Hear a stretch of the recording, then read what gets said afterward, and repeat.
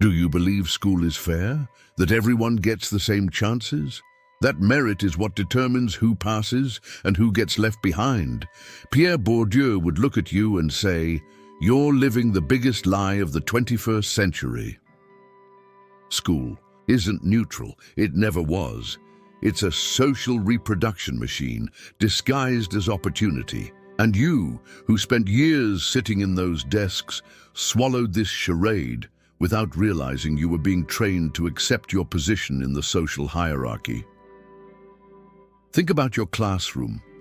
Remember that classmate who always knew how to answer the right questions, who spoke in an elegant way, who seemed naturally intelligent. Bourdieu would tell you something disturbing. They weren't smarter than you. They just had the secret code that school values. And you didn't. This code isn't learned at school. It comes from home, from family, from a capital that doesn't show up on your bank statement, but defines your entire educational trajectory, cultural capital. And while some are born rich in this invisible capital, others are born poor, condemned to fail in a game whose rules nobody explains. School sold you the idea that you compete on equal grounds. Lie. You're running a marathon where some start at the starting line and others begin 10 kilometers behind, and when you can't catch up to them, school whispers in your ear, "It's because you didn't try hard enough."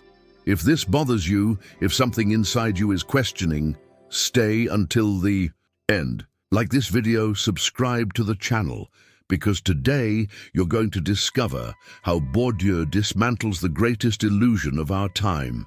And maybe, just maybe, you'll stop blaming yourself for the failures of a system that was never meant. To be fair, you were taught a beautiful story about education, the American dream wrapped in institutional packaging. Work hard, study well, and you'll succeed.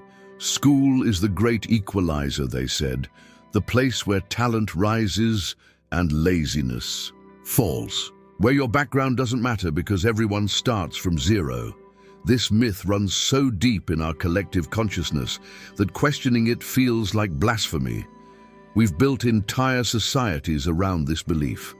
Politicians promise better. Schools. Parents sacrifice everything for their children's education. Students take crushing debt, believing that diploma will save them.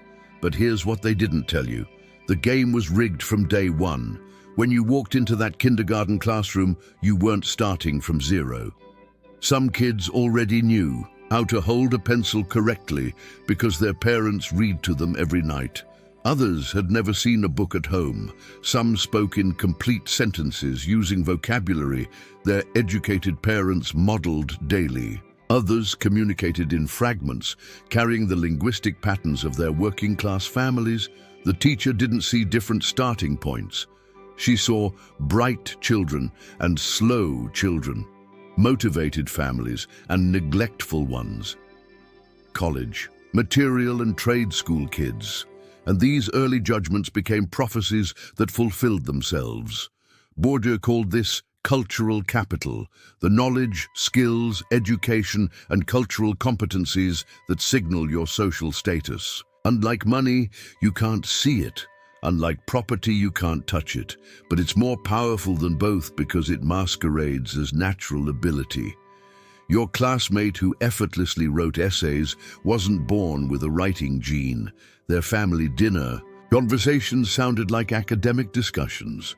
They grew up hearing the language patterns that school rewards. Their parents knew which extracurriculars looked good on applications, which teachers to befriend, how to navigate parent-teacher conferences like strategic negotiations. Meanwhile, you struggled not because you lacked intelligence, but because you lacked the cultural codes that school mistakes for talent. Your family's wisdom, street-smart, practical, survival-oriented, was invisible to a system that only recognizes one type of intelligence, theirs. The cruelest part? School convinced you this was your fault. When you failed, it wasn't systemic bias, it was personal inadequacy. When others succeeded, it wasn't inherited privilege, it was earned merit. The myth protected itself by making victims blame themselves and winners feel deserving. This isn't just about individual success or failure. This is about how entire social classes reproduce themselves through education while pretending it's all about fairness and opportunity. You think you see the prison bars, but you don't. The real cage isn't made of metal, it's made of beliefs. And the most effective prisons are the ones where inmates volunteer to stay locked up. Bourdieu understood something terrifying about power. The most brutal domination happens when victims participate in their own oppression. He called it symbolic violence, violence so subtle, so normalized, that those experiencing it don't even recognize it as violence. Picture this. You're sitting in a classroom, 8 years old, and the teacher asks a question about Shakespeare. One kid raises their hand confidently, quotes something their parents discussed over dinner last night.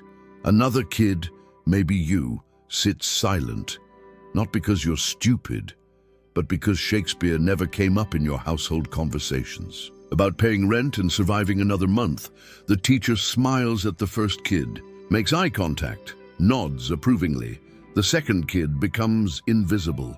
Not maliciously, the teacher isn't evil, but unconsciously, systematically, repeatedly, the message gets sent. Your culture doesn't count. Your family's knowledge isn't real knowledge. Your way of understanding the world is inferior. This happens thousands of times throughout your education. Small moments, microaggressions, cultural preferences presented as universal standards, until you internalize a terrible truth. You don't belong in intellectual spaces. Bourdieu called this your habitus, the deeply ingrained dispositions, tastes, and ways of being that feel natural but are actually learned. Your habitus tells you which opportunities are for people like you and which aren't. It whispers that college is for other families, that intellectual careers are for other kinds of people, that you should be grateful for whatever scraps the system offers. The genius of this system is that it makes oppression feel like personal choice. You don't pursue higher education not because barriers blocked you, but because you didn't want it enough. You don't apply for competitive jobs, not because you lacked cultural capital, but because you weren't ambitious. The system stays clean while you carry all the shame.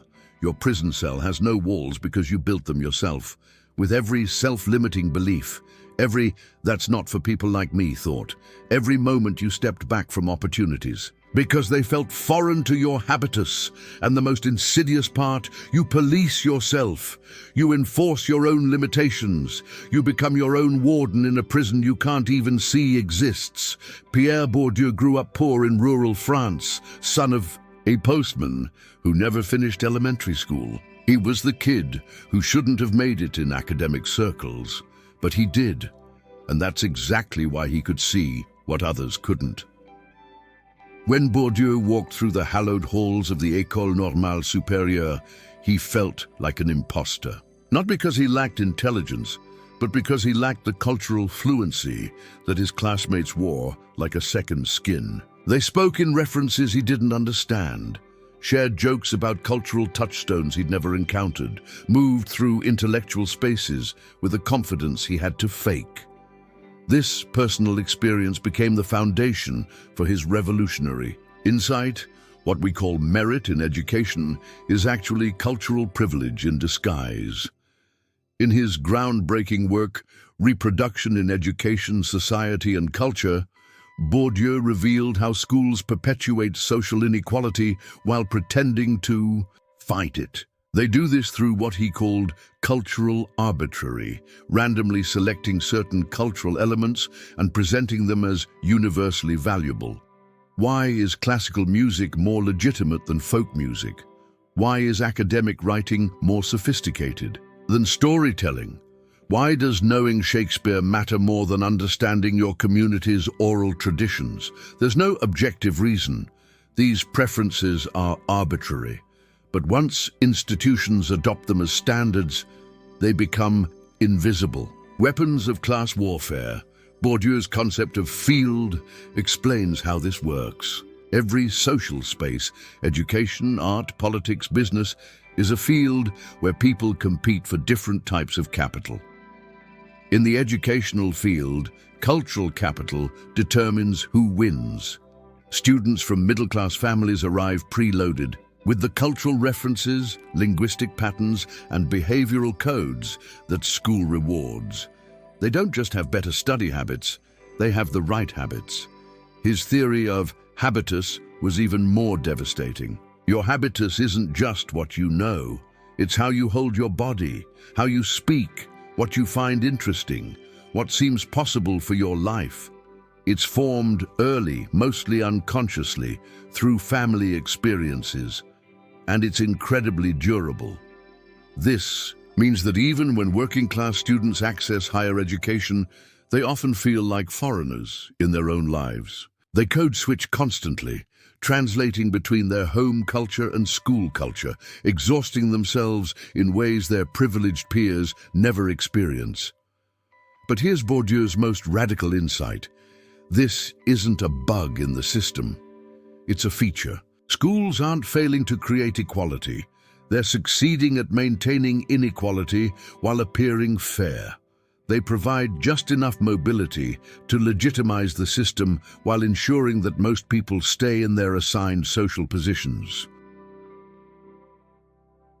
The meritocracy is a myth designed to make inequality feel deserved.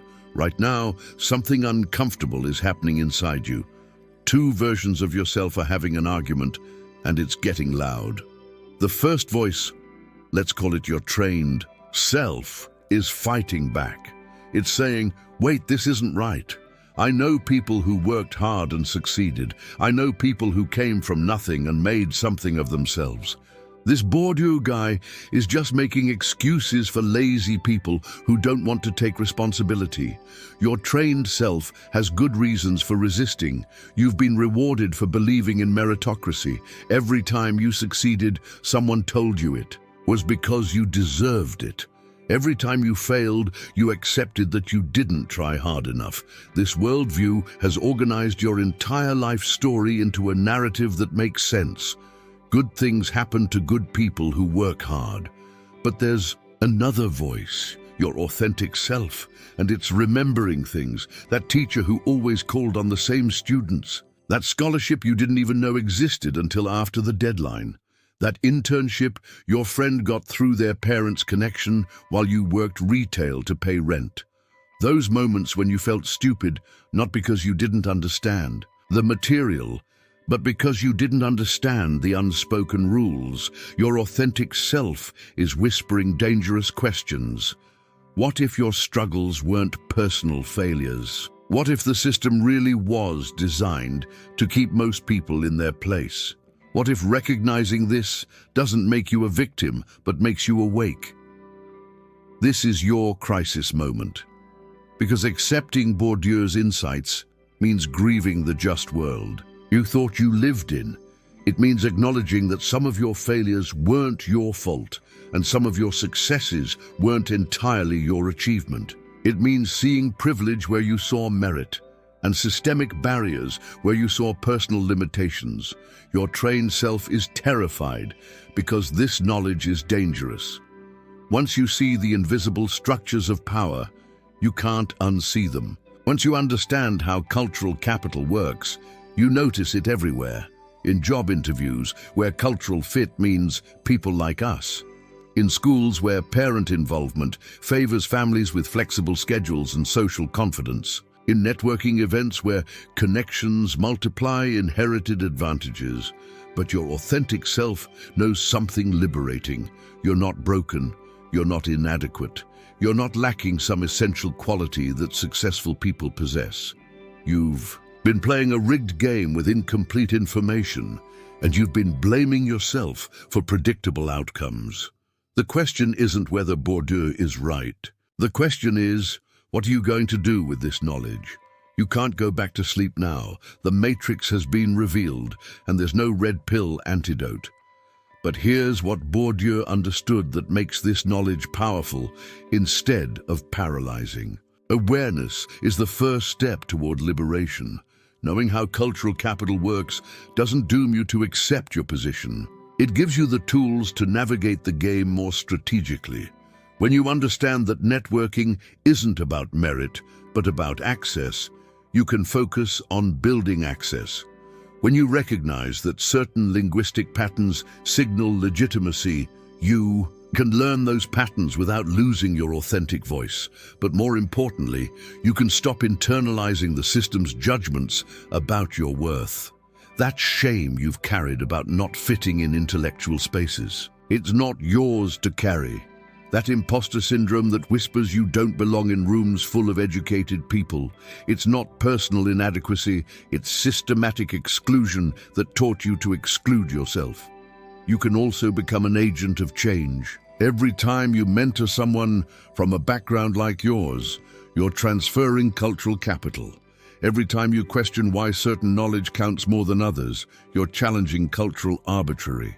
Every time you refuse to judge people's intelligence by their cultural fluency, you're disrupting symbolic violence.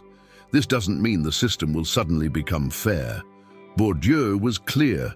These structures are incredibly durable because they reproduce themselves unconsciously. But individual awareness can create collective change. When enough people see the invisible mechanisms of domination, those mechanisms become visible to everyone. Your task now isn't to fix a broken system overnight. It's to live with clear eyes in a world you finally understand, to pursue your goals, without the crushing weight of thinking your struggles are personal failures, to support others who are fighting battles you now recognize as systemic, not individual.